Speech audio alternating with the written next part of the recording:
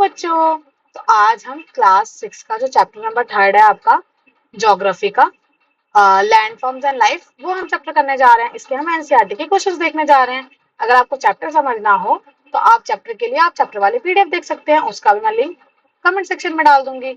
इसके अलावा अगर आपको ये पीडीएफ चाहिए हो जो क्वेश्चन आंसर की पीडीएफ है, तो आप हमारा टेलीग्राम ग्रुप ज्वाइन कर सकते हो।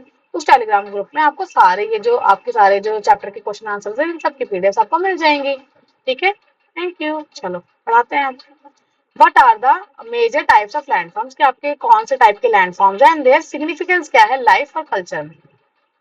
फर्स्ट, कि जो मेजर टाइप के लैंडफॉर्म्स है उसमें हमारे कौन कौन से इंक्लूड होते हैं लैंडफॉर्म्स में। फर्स्ट है हमारा माउंटेन। माउंटेन जो है वो क्या कैसा होता है, हाई होता है, स्टीप लैंडफॉर्म होता है कि बिल्कुल ऐसा होता है, स्टीप एकदम ऐसा खड़ा हुआ ऐसा। वो सोर्स होता है बहुत सारे रिवर्स का और फ्रेश वाटर का, वहां से बहुत सारे रिवर्स निकलते हैं और बहुत सारे फ्रेश वाटर निकलता है। इसके बाद है माउंटेन जो है वो बहुत लोगों के लिए सैक्रेड रीजन है, बहुत ज्यादा पवित्र रीजन है बहुत सारे कल्चर्स के लिए। फोर्थ है वो होम है बहुत सारे फ्लोरा एंड फौना का, वहां पे आपको बहुत सारे फ्लावर और आपको बहुत सारे एनिमल्स दिख जाएंगे। इसके अलावा आइडियल है वो टूरिज्म के लिए, कि बहुत सारे लोग घूमने भी जाते हैं माउंटेन में और एडवेंचर स्पोर्ट्स करने जाते हैं, जैसे कि माउंटेन की एक्टिविटी हाइकिंग है ना। बहुत सारे लोगों को माउंटेन्स पे चढ़ना, ऐसे एडवेंचर करना बहुत पसंद है, इस तरह की चीजें भी करने जाते हैं माउंटेन्स पे। सेकंड है आपका प्लेन्स। प्लेन्स क्या होता है, ये थोड़ा फ्लैट रीजन होता है, माउंटेन जैसा ऐसा है, उसके जस्ट नीचे जो एरिया आता है उसको हम बोलते हैं प्लेन्स। ये कैसा होता है, फ्लैट होता है। जैसे हम लोग रहते भी कहाँ पे, हम लोग रहते हैं प्लेन्स वाले एरिया में। ये प्लेन वाला एरिया है जो कि फ्लैट है और जेंटली रोलिंग लैंड है, यहाँ पे सारे लोग रहते हैं।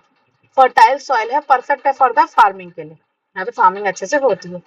ईजी है टू बिल्ड करने के लिए इंफ्रास्ट्रक्चर, आराम से हम यहाँ पे इंफ्रास्ट्रक्चर बिल्ड कर लेते हैं।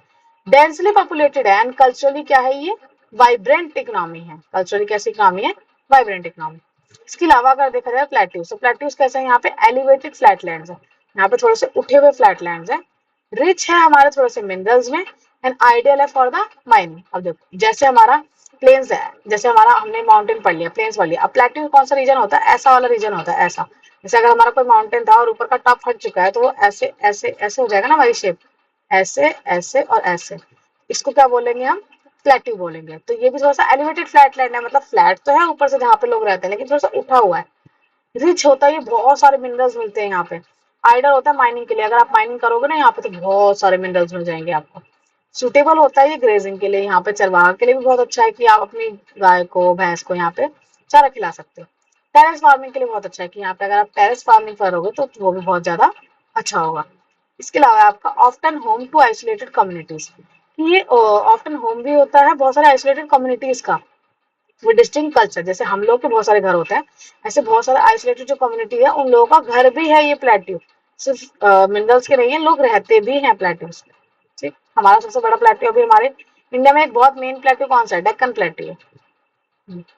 इसके अलावा है आपका हिल्स। हिल्स में अब देखो मैंने ना बहुत सारे ऐसे ज्यादा पॉइंट दे दिए, इसलिए भी मान लो अगर आपको क्वेश्चन सिर्फ माउंटेन पे आएगा तो आप 5 पॉइंट लिख सकते हो, प्लेन्स पे आएगा तो सिर्फ 4 पॉइंट लिख सकते हो।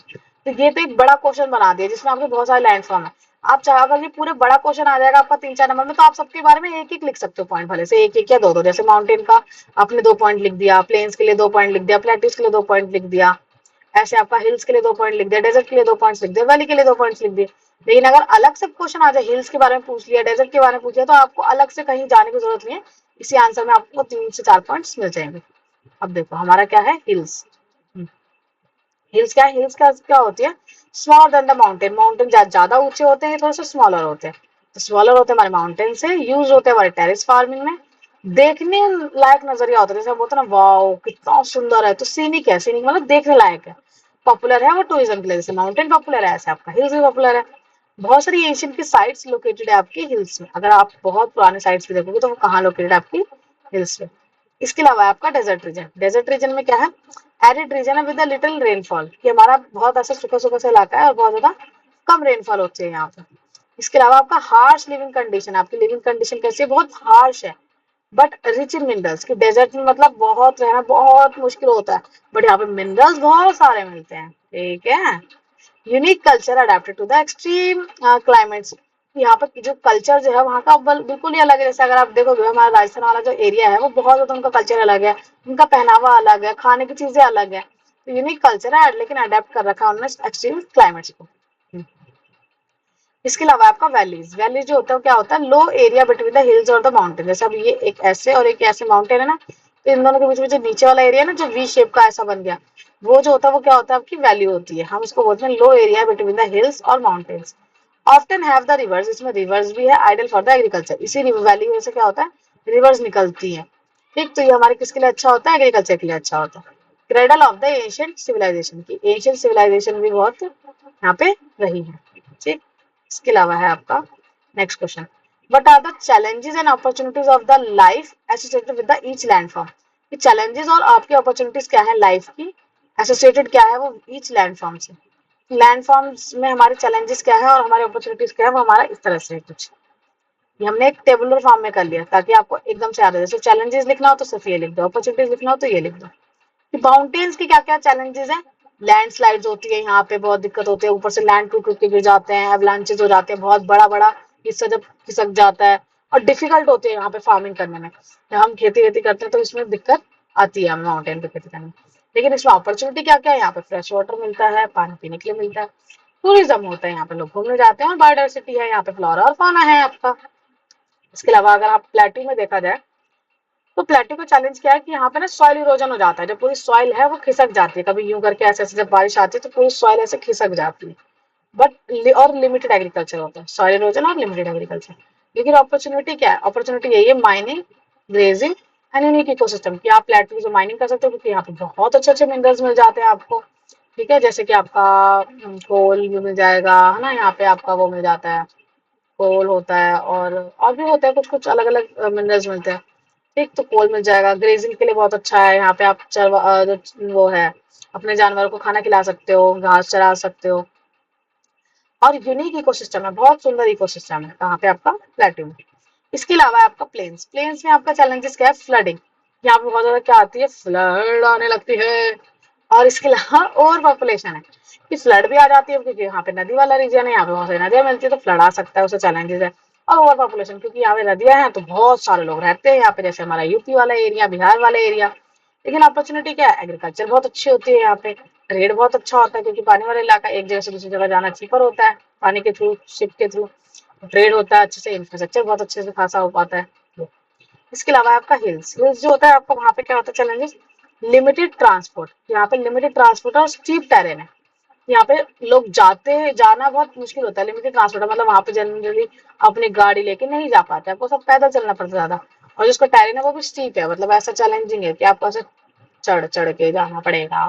ठीक, लेकिन अपॉर्चुनिटी यही कि यहाँ पे टेरेस फार्मिंग बहुत अच्छी हो सकती है, जैसे जो वैसे वाली खेती जिसमें पानी ज्यादा नहीं चाहिए और पानी आके बस चला जाए नीचे, उस तरह की खेती करने में बहुत ही फायदेमंद होता है। हेरिटेज साइट्स है हमारी, बहुत सुंदर सुंदर जगह है यहाँ पे, हमारी पुरानी साइट्स है।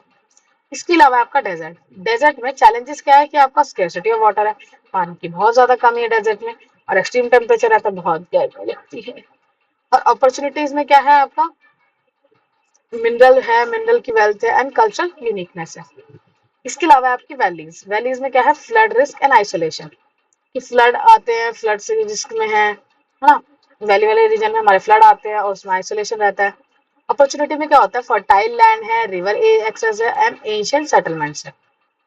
कि वैली में लैंड जो होता है वो बहुत फर्टाइल होता है, बहुत अच्छे से खेती हो जाती है, रिवर मिल जाएगी आपको, मैंने बताया था ना वैली से रिवर गुजरती है, और एंशिएंट सेटलमेंट भी है, बहुत सारे लोग यहाँ पे रहते हैं। तो ये था आपका question, challenges and opportunities of life associated with each landform. ठीक है, उनमें चैलेंजेस और क्या उसमें अपॉर्चुनिटीज। अगर आपने टेबुलर फॉर्म में लिख दिया तो कोई भी आपके 5 में से 5 नंबर लाने से कोई नहीं रह सकते मिन्ना भाई। ठीक, इसके अलावा आपका next question, how do landforms influence the human activities and settlement, कि कैसे हमारे लैंडफॉर्म्स जो है वो हमें इन्फ्लुएंस करते हैं ह्यूमन की एक्टिविटीज को एंड सेटलमेंट को। तो लैंडफॉर्म की जो शेप होती है वो ऐसी होती है, एग्रीकल्चर जो होती है, हाँ लैंडफॉर्म में शेप में एग्रीकल्चर में हमारी फर्टाइल प्लेन्स होते हैं और वैली सपोर्ट द फार्मिंग, कि फार्मिंग को सपोर्ट करते हैं, मतलब हम यहाँ पे अच्छे से खेती कर पाते हैं, एग्रीकल्चर कर पाते हैं, एग्रीकल्चर मतलब खेती करना। दूसरा है आपका सेटलमेंट पैटर्न्स, कि जो फ्लैट एरिया होते हैं वो अट्रैक्ट करते हैं डेंस पॉपुलेशन को, क्या अट्रैक्ट करते हैं, डेंस पॉपुलेशन की, यहाँ पे बहुत ज्यादा पॉपुलेशन रहती है। इसके अलावा आपका ट्रांसपोर्ट, ट्रांसपोर्ट जो है इजियर हो पाता है आपके प्लेन्स में। हाउ टू लैंडफॉर्म इन्फ्लुएंस, जैसे समझो कैसे लैंडफॉर्म वो होता है, ट्रांसपोर्टेशन बहुत अच्छा हो पाता है प्लेन्स में, लेकिन माउंटेन्स में क्या होता है वो थोड़ा सा डिफिकल्ट होता है।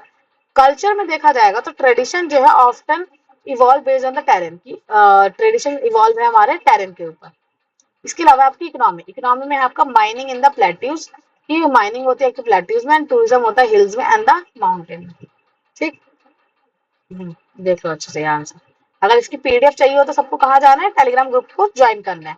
एक छोटा सा आपका एप्लीकेशन जैसे आपका व्हाट्सअप होता है ऐसे ही आपका टेलीग्राम है। वहां पे जाके अगर आप यहाँ पे क्लिक करके आप एक लिंक मैंने दे रखा है अपने डिस्क्रिप्शन में, लिंक पे क्लिक करोगे डायरेक्ट टेलीग्राम पे पहुंच जाओगे, वहां डायरेक्ट जाके ज्वाइन कर लो और ये पीडीएफ जिस बच्चे को चाहिए वो वहां से ले सकता है। और आप स्क्रीनशॉट भी ले सकते हो इसका। ठीक, करना क्या है सारे बच्चों को, like share subscribe. Thank you.